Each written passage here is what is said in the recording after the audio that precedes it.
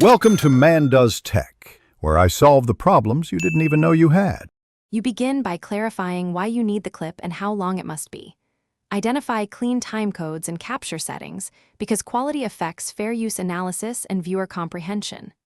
Once done, secure your original file or a high-quality RIP and export a short working copy at the target resolution.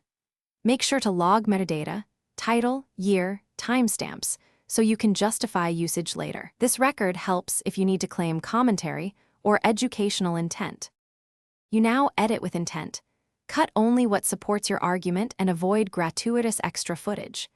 Add your narration or on-screen notes that explain why each moment matters, because context transforms a clip into commentary.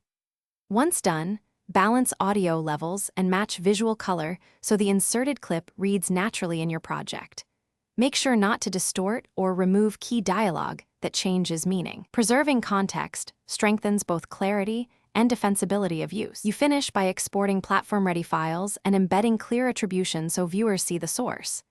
Explain in captions or video description why the clip is included, critique, teaching, or news reporting, because transparency reduces disputes. Once uploaded, monitor for flags and keep your working files and timestamps ready. If a takedown happens, respond with your documented intent and edits. If unresolved, consider cutting to a shorter excerpt or substituting public domain footage as a practice. Thanks for watching.